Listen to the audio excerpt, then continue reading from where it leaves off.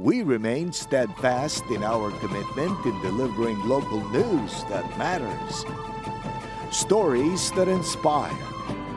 Enriching the lives of Filipinos in the Philippines and across the globe. This is your GMA Regional TV. Buong puso para sa Pilipino. Ito ang GMA Regional TV. Balitang Southern Tagalog. Magandang hapon mga kapuso. Narito na ang balitang Southern Tagalog. Hatid namin ang mga pinakamalaki at pinakahuling balita sa Timog Katagalugan. Live mula rito sa GMA Batangas Station, ako po si Ivy Saunar Gasang. Panibagong taas presyo sa mga produktong petrolyo ipinatupad ngayong araw, September 12. Samantala, ilang tsuper sa Batangas City hindi pa raw nakakatanggap ng fuel subsidy mula sa gobyerno. Tutukan yan sa report ni Hazel Alviar.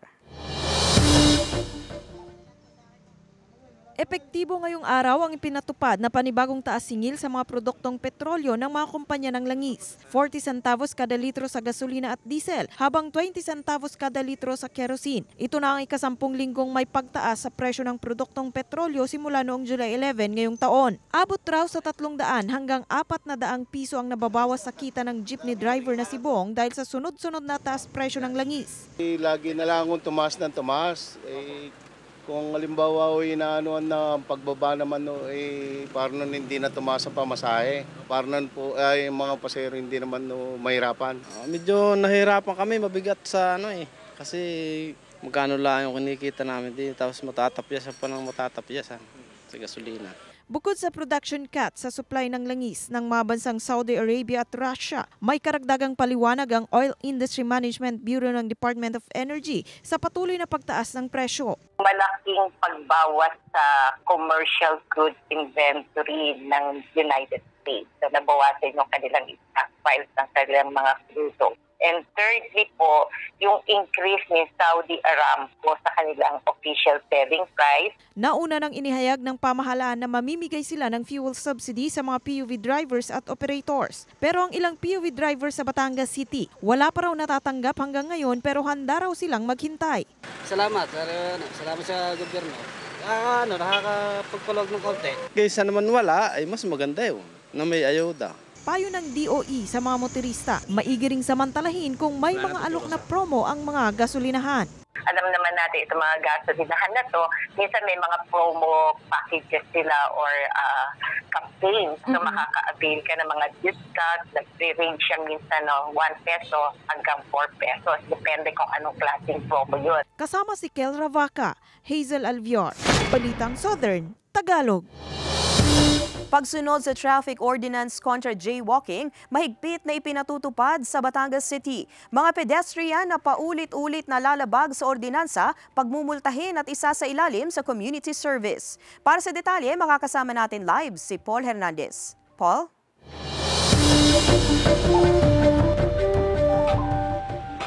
Alam mo, Ivy, mahigit sa 100 katao yung nasisita ng mga otoridad kada araw na hindi gumagamit ng pedestrian lane. 100 pesos yung multa sa mga pasaway na pedestrian.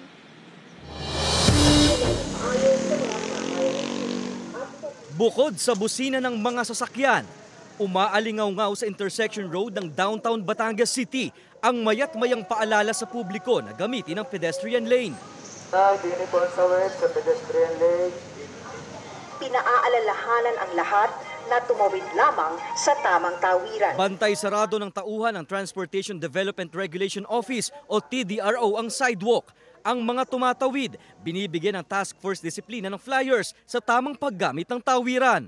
Mahirap po talaga, sir. Sila po minsan sa inagagalit sa amin na sila na po ay aming ina-approach ng maganda na tumawid tayo sa tamang tawiran. Sila po ay nagagalit pa sa amin.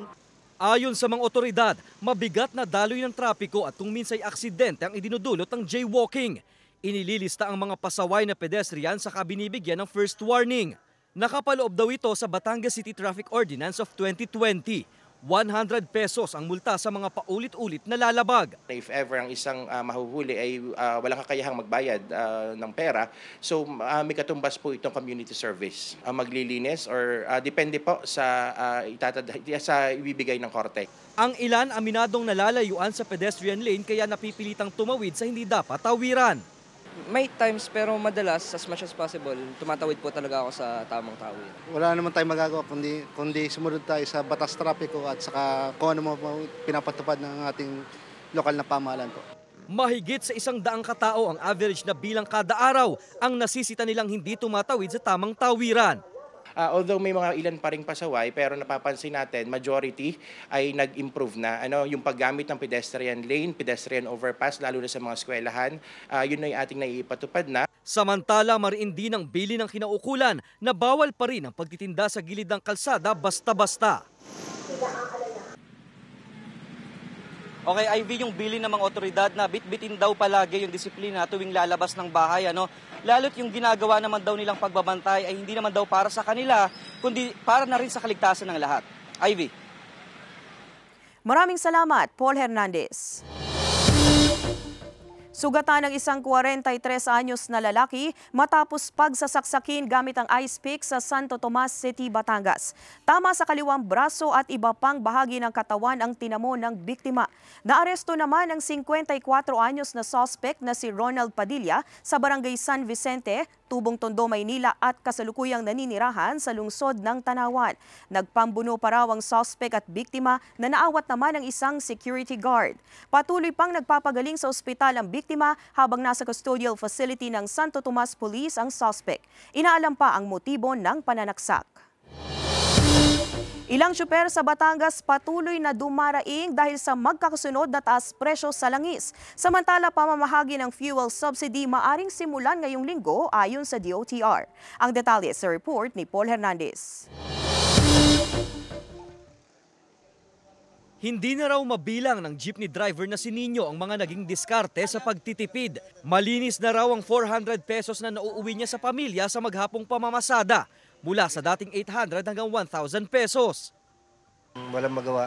Kilo-kilo na lang ang bigas. Dati yung kalahati. Kalahating kapal. Ngayon ay kilo-kilo, hindi makabili ng talagang mahirap ang buhay. Ang laking bawas sa kita, dulot daw ng sunod-sunod na taas na presyo ng produktong petrolyo. Kaysa lingguhan daw nasirit sa presyo, iminumungkahi ni Ryan na ipako na lang sa 100 piso ang presyo ng gasolina. Pa-effects na 100 ang gasolina para hanggang doon na lang. Malalaman na lang kung sinong babiyahe talaga o hindi. Dapat mga pamasahe, tatas din. Tugon ng Department of Transportation o DOTR sa hindi maampat na taas singil sa presyo ng produktong petrolyo ang fuel subsidy. Sabi ni Transportation Secretary Jaime Bautista, 3 bilyong piso ang laang pondo para sa 1.3 milyon na mga tsuper at operators. Within the week siguro, within the week. Kasi naka-ready naman na yung mga account numbers. Mula 6,500 hanggang 10,000 pesos ang matatanggap ng traditional jeepney, modern UV Express at modern jeepney. 1,000 hanggang 6,500 pesos naman para sa tricycle driver, delivery rider at TNVS. Yung ginawa namin ay continuing memorandum circular na to. No? Hindi lang for 2023 but for future fuel subsidy program. Papasalamat kami pagka talagang meron. Dahil kailangan namin Ay, mas maganda kung may darating na yung bigay ng gobyerno. Ayon pa sa ahensya, nakasaad sa General Appropriations Act ang pamamahagi ng fuel subsidy, kaya't maibibigay raw ito sa mga namamasada at operator. Kasama si Buhay Dante Jr., Paul Hernandez, Balitang Southern Tagalog. Nasugbu Magallanes East-West Road, hindi pa rin maaring daanan ng mga motorista dahil sa landslide noong nakaraang linggo. Nasugbu LGU at DPWH, pinag-aaralan na raw ang isasagawang road clearing operations sa lugar. Tunghayan yan sa report ni Denise Abante. Malakas na pag-ulan ang naranasan sa Kalakhang, Batangas noong mga nakaraang linggo dulot ng hanging habagat na pinalakas pa ng bagyong Goring at Hana. Sa Nasugbu, Batangas, gumuho ang bahagi ng lupang nasa ilalim ng Nasugbu Magallanes East-West Road dahil umano sa paglambot nito. Ayon sa Batangas PDRRMO, hindi pa rin pinapayagan ang mga motorista na dumaan sa nasabing kalsada. Kasi talagang malambot ang lupa. Baka sila sa pagdaan doon abutin sila ng another guho. Malaki kong gumuho 70 to 80 meters yung haba. Pero yung bulto ng lupa, yun ang kumapal, dumami, lumapad na papunta sa unahan. Apektado rito ang mga residenteng nakatira sa Barangay Kalayo, Barangay Payapa at Barangay Bilihan. Hinihikayat naman ngayon ng Nasugbu LGU at Batangas PDRRMO ang mga motorista na gamitin ang Nasugbu Ternate Road o ang Nasugbu Tagaytay Road bilang alternate route para sa mga motorista. Nakikipag-usap na rin daw ang PDRRMO sa DPWH at ilang pribadong sektor para sa gagawing paghahakot at pagsasaayos ng kalsada. Hanggang sa ngayon, hindi pa nasisimulan ang road clearing operations sa lugar. From time to time, lumalaki ang guho ng lupa. Ibig sabihin, hindi siya safe daanan. So as of the moment, huwag mo dumaan dyan. Pagka nag-retrieval, medyo mahirap kasi malambot ang lupa. Dahil nga hindi nga namin alam kung paano ang gagawin namin. Kailangan may clearance kami ng MGP. Kausap na ng DPWH. Denise Abante, Balitang Southern Tagalog. Mga kapuso, bukas September 13, araw ng Miyerkules, 8 oras nakawala ng supply ng kuryente ang mararanasan sa mga bayan ng Cuenca, San Juan at sa bayan ng Rosario, Batangas. Simula alas 9 ng umaga hanggang alas 5 ng hapon. Bunsod ng clearing ng mga linya at manual load dropping. Samantala sa lungsod naman ng Tanawan, makakaranas ng 7 oras na kawalan ng supply ng kuryente simula alas 9 ng umaga hanggang alas 4 ng hapon. Bunsod ng row clearing ng linya at replacement ng mga poste. Good news mga kapuso, naghahanap ang Kapuso Network ng Master Control and VTR Automation Engineer, Technical Assistant, TV Transmitter Technician, Vision Mixer, AM/FM Studio Technician, Electromechanical Engineer at iba pang posisyon na makikita sa inyong TV screen. Para sa kumpletong detalye at sa mga nais mag-apply, bisitahin ang careers.gmanetwork.com.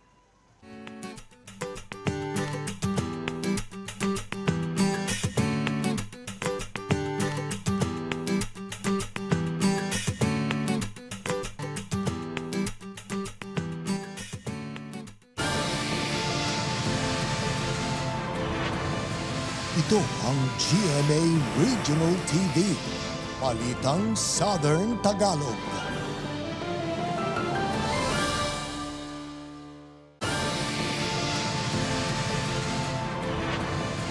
Ito ang GMA Regional TV, Balitang Southern Tagalog. Online seller sa Santa Rosa City, Laguna na hold up habang naka-live selling sa social media. Mga suspect sumuko. Isa sa mga nang hold up, kapitbahay ng biktima. Tutukan yan sa report ni Denise Abante. Nagla-live selling ng kanyang mga panindang bag ang 52 anyos na online seller na si Agnes pasado alauna ng hapon Martes noong nakaraang linggo sa kanilang inuupahang bahay sa Santa Rosa City, Laguna. Makikita sa video na habang nagbebenta si Agnes ng kanyang paninda, bigla siyang napalingon sa kanyang gilid at napatigil sa pagtitinda. May nakapasok na pala na isang lalaking nakasuot ng helmet at nakatakip ang mukha. Itinaob nito ang cellphone na gamit ng biktima at tinutukan umano siya ng baril at pinadapa. Ang isang kasama nitong lalaki nakabantay daw sa labas ng pinto. Ito pa. Ibarin mo yung mga lasi. Ibarin mo lahat. Ibarin mo ang list. Yung gulat po, yung gulat ba? Nakita ko po na may baril siya. So kaya po, dumapa na kami. Hinihingi niya po yung pera sa amin, which is wala naman po talaga kaming pera hanggang sa, ang kinukuha na lang po nilang pilit is yung alahas ko. Mabilis daw na umalis ang mga suspect matapos ang pang-hold up. Nasa 7 alahas ang nakuha kay Agnes at sa kanyang asawa kasama na rin ang cellphone na gamit niya sa paglalive. Aabot daw sa mahigit 100,000 piso ang halaga ng mga ito. Sa tulong ng CCTV, agad nakilala ang isa sa mga suspect. Sumuko na sa himpilan ng pulisya ang mga sospek. Sa investigasyon ng pulisya, napag-alaman na kapitbahay lang ng mga biktima ang isa sa mga sospek. Ito kasi nag-surrender kasi sospek sa atin. May nakatira lamang doon sa kapitbahay ng ating biktima. So lagi niya nakakakwentuhan yung tatay ng biktima na accordingly nagkikwento yung tatay na 3 million daw sa kwarto nakatago. Yun ang pinag-interesan actually. Base din sa conversation sa chat ng dalawang suspect. Inihahanda na ang kasong robbery na isasampa sa dalawang suspect. Sinusubukan pa ng GMA Regional TV Balitang Southern Tagalog na makuhanan ng pahayag ang mga suspect. Samantala, isang aral naman daw ang natutunan ng online seller na si Agnes sa pangyayari. Ngayon, wala na talagang walk-in, wala na po talagang puro meet-up na lang kung pwedeng meet-up or puro delivery. Paalala naman ng pulisya sa publiko, 45 po yung security, personal security po natin. Huwag po tayong magbigay ng idea sa taong nasa paligid natin para maging target po tayo ng isang krimen. Sa mga gumagawa naman ng krimen, huwag na po niyong susubukan pang gumawa ng krimen. At sa haba po ng kamay ng batas, sigurado pong kayo ay po'y matutuntun. Denise Abante, Balitang Southern Tagalog. Phase 1 ng flood control project sa isang barangay sa Batangas City natapos na. Mga residenteng nakatira malapit sa ilog, hindi na raw nangangamba sa tuwing uulan sa kanilang lugar. Para sa detalye, makakasama natin live si Denise Abante. Denise?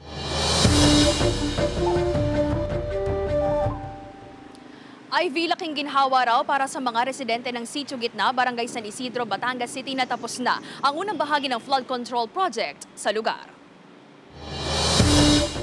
Hunyo ngayong taon nang simulan ang nasa mahigit 100 metrong Phase 1 ng Flood Control Project sa Sitio Gitna, Barangay San Isidro, Batangas City. Kasunod ito ng naranasang pag-apaw ng Takad River na nakapalibot sa nasabing barangay at makalipas ang 4 na buwan, natapos na ang Phase 1 o ang unang bahagi ng Flood Control Project. Puspusan na rin ang konstruksyon ng Phase 2 nito. Laking pasasalamat naman ang pamunuan ng barangay sa suporta ng national government para sa tuloy-tuloy na konstruksyon ng dike sa lugar. Ang aming paghahanda tungkol sa disaster ay talagang hindi namin pinababayaan at tuloy-tuloy naman.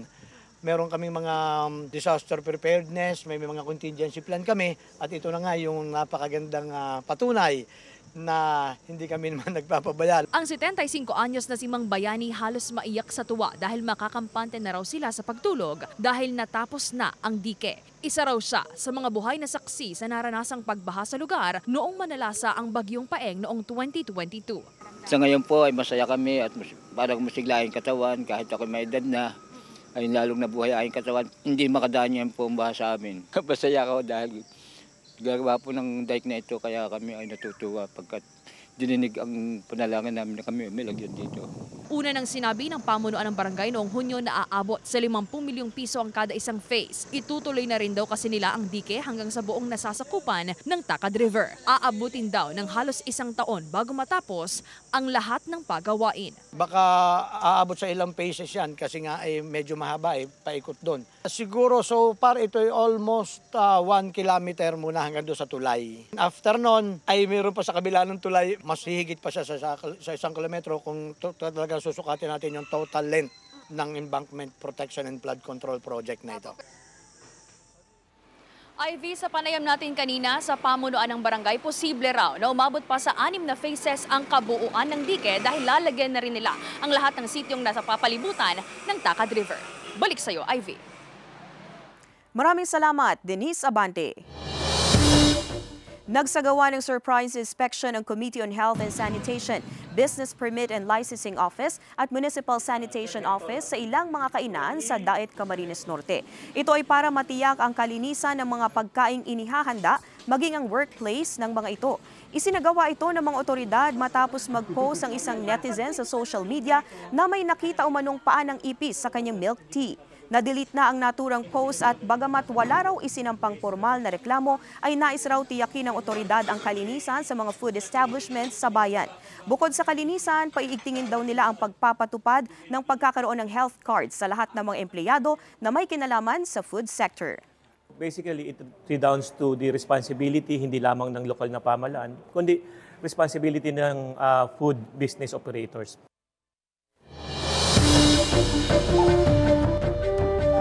World premiere ng Maging Sino Ka Man nag-trending sa social media. Samantala, behind the scene ang pagkikita ni Lizzie at Doc Annalyn sa Royal Blood, ipinasilip ni Sienna Stevens. Narito ang report.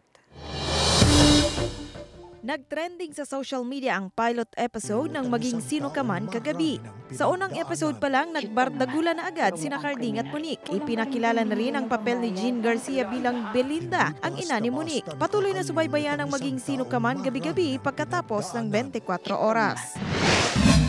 Inabagan rin kagabi ang cameo role ni Jillian Ward sa Royal Blood bilang si Doc Annalyn. Pero bago yan ay makikita ang ilang behind the scene nila ni Sienna Stevens na gumaganap bilang Lizzie. Nagbanding muna ang mga ito bago sumabak sa kanilang mabigat na eksena. Ipinasilip din ni Sienna kung paano niya pinaghandaan ang duguan niyang eksena.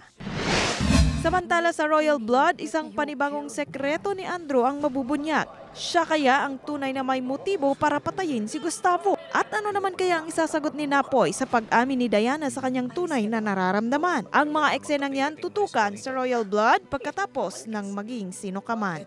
Hazel Alvior, Balitang Southern Tagalog.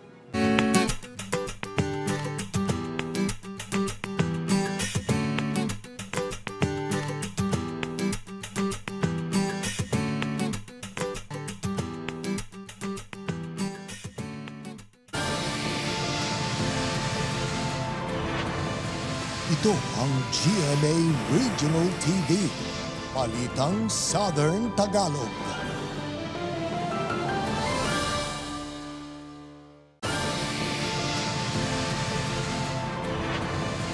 Ito ang GMA Regional TV, Balitang Southern Tagalog.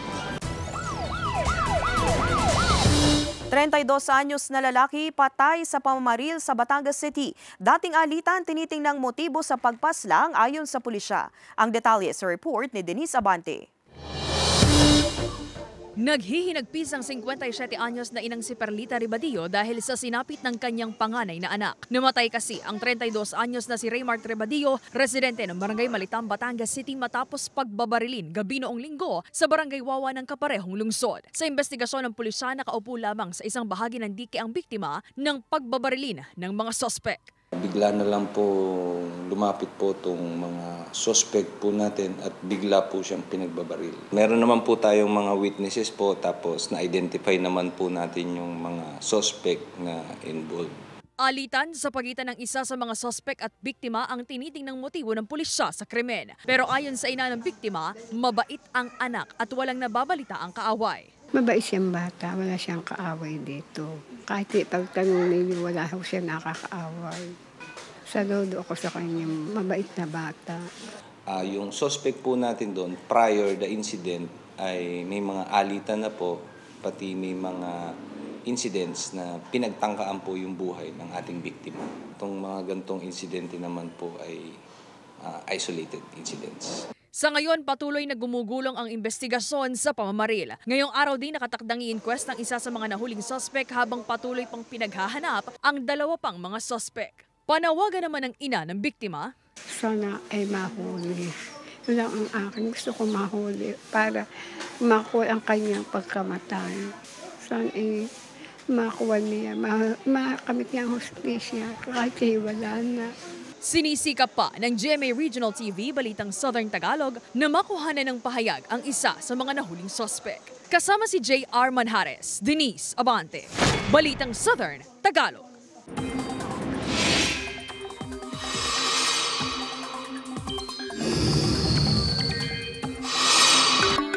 Patuloy na minomonitor ang dalawang sama ng panahon sa loob at labas ng Philippine Area of Responsibility. Ang low-pressure area sa labas ng PAR, huling namataan sa layong 3,015 kilometers, silangan ng extreme northern Luzon. Sabi ng Pag-asa, hindi ito inaasahang papasok sa PAR at mababa rin ang tsansang maging bagyo. Ang LPA naman sa loob ng PAR, nakita sa layong 715 kilometers east-northeast ng Basco, Batanes. Mababa rin ang tsansa nitong maging bagyo ayon sa Pag-asa. Pampanga. Pero pinalalakas nito ang habagat na nakaaapekto sa Southern Luzon, Visayas at Mindanao. Nakakaapekto rin ang trough ng LPA sa Batanes at Cagayan. Base sa datos ng Metro Weather, posibleng ulanin ang ilang bahagi ng Calabarzon, Marinduque, Palawan at Mindoro provinces. May tsansa rin ng ulan sa iba pang bahagi ng bansa, kabilang ang Visayas at malaking bahagi ng Mindanao. Mga kapuso, bukas September 13, araw ng Miyerkules, 8 oras nakawala ng supply ng kuryente ang mararanasan sa mga bayan ng Cuenca, San Juan at sa bayan ng Rosario, Batangas. Simula alas 9 ng umaga hanggang alas 5 ng hapon, bunsod ng clearing ng mga linya at manual load dropping. Samantala sa lungsod naman ng Tanawan, makakaranas din ng 7 oras nakawala ng supply ng kuryente simula alas 9 ng umaga hanggang alas 4 ng hapon, bunsod ng row clearing ng linya at replacement ng mga poste. Mga kapuso, isang mala-airport na tema ng reception ng isang kasal sa Tagaytay City ang kinaaliwan sa social media. Silipin yan sa report ni Paul Hernandez. Bound for a happy married life ang magsing-irog na si Melvin at Divine. Ready for take-off na raw sila sa panibagong yugto ng pagsasama. Achieved ang airport-themed na reception ng kasal sa Tagaytay City mula boarding pass, baggage scanner, check-in counter at immigration. Naging side hustle kasi nila before during pandemic yung mga pasabay. Mga the usual na mga laman ng mga balikbayan, bakit nagpapasabay sila, dinideliver nila dito sa Pilipinas. Out of that, nabanggit ko lang na bakit hindi natin siya gawin na parang yung souvenir nyo, parang giving back na rin. Tubong sa Sablayan Occidental Mindoro si groom at taga Pampanga naman si bride. 2018 nang magsimulang magkakilala sa pinagtatrabahuang home care facility sa Abu Dhabi bilang mga nurse.